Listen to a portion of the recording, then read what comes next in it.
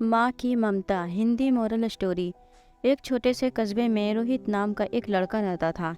बचपन में ही पिता की मृत्यु हो जाने के कारण परिवार की आर्थिक स्थिति बड़ी दयनीय थी। रोहित की माँ कुछ पढ़ी लिखी जरूर थी, लेकिन उतनी पढ़ाई से नौकरी कहाँ मिलने वाली थी। सो घर घर बर्तन मांज कर और सिलाई बुनाई का काम करके किसी तरह अपने बच्चे को पढ़ा लिखा रही थी। रोहित स्वभाव से थोड़ा शर्मीला था और अक्सर चुपचाप बैठा रहता था। एक दिन जब वो स्कूल से लौटा तो उसके हाथ में एक लिफाफा था। उसने माँ को लिफाफा पकड़ाते हुए कहा, माँ, मास्टर साहब ने तुम्हारे लिए एक चिट्ठी भेजी है, जरा देखो तो इसमें क्या लिखा है।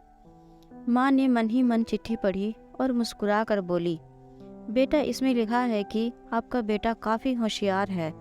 इस स्कूल के बाकी बच्चों की तुलना में इसका दिमाग बहुत तेज है और हमारे पास इसे पढ़ाने लायक शिक्षक नहीं है, इसलिए कल से आप इसे किसी और स्कूल में भेजें। यह बात सुनकर रोहित को स्कूल ना जा सकने का दुख तो हुआ, पर साथ ही उसका मन आत्मविश्वास से भर गया कि वो कुछ खास है और उसकी बुद्धि तीव्र है। माँ ने उसका दाखिला एक अन्य स्कूल में करा दिया। समय बीतने लगा। रोहित ने खूब मेहनत से पढ़ाई की। आगे चलकर उसने सिविल सर्विसेज परीक्षा भी पास की और आईएएस ऑफिसर बन गया। रोहित की माँ अब बूढ़ी हो चुकी थी और कई दिनों से बीमार भी चल रही थी और एक दिन अचानक उनकी मृत्यु हो गई।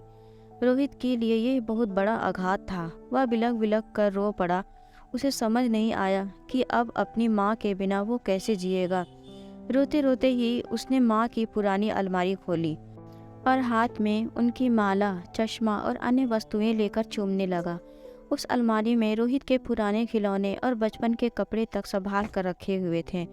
रोहित एक एक कर सारी चीजें निकालने लगा और तभी उसकी नज़र एक पुरानी चिट्ठी पर पड़ी। दरअसल ये वही चिट्ठी थी जो मास्टर साहब ने उसे 18 साल पहले दी थी। नम आंखों से रोहित उसे पढ़ने लगा। आदरणीय अभिभावक, आपको बताते हुए हमें अफसोस हो रहा है कि आपका बेटा रोहित पढ़ाई में बेहद कमज़ोर है और खेल कूद में भी भाग नहीं लेता है। उसकी उम्र के हिसाब से रोहित की बुद्धि विकसित नहीं हो पाई है, अतः हम इसे अपने विद्यालय में पढ़ाने में असमर्थ हैं। आपसे निवेदन है कि रोहित का दाखिला किसी मंद बुद्धि विद्यालय में कराएं अथवा खुद घर पर रखकर इसे पढ़ाएं। सादर प्रिंसिपल। रोहित जानता था कि भले अब उसकी माँ इस दुनिया में नहीं रही, पर वो जहाँ भी रहे उनकी ममता, उनकी आशीर्वाद सदा उस पर बना रहेगा। भगवान सभी जगह नहीं हो सकते, इसलिए उसने माएँ बनाई। माँ से बढ़कर त्याग और तपस्या की मूर्त भला और कौन हो सकता है। हम पढ़ लिख ले, बड़े होकर कुछ बन जाएं, इसके लिए वो चुपचाप न जाने कितनी कुर्बानियाँ देती है। अपनी ज़रूरतें मार कर हमारे शौक़ पूरा करती है। यहाँ तक कि संतान बुरा व्यवहार करे तो भी माँ उसका भला ही सोचती है।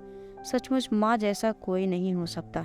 दोस्तों, आशा करती हूँ ये कहानी आपको पसंद आई होगी। अगर कहानी पसंद आई हो तो वीडियो को लाइक, शेयर, कमेंट जरूर करें और हमारे चैनल को सब्सक्राइब करें। कहानी सुनने के लिए आपका बहुत बहुत धन्यवाद।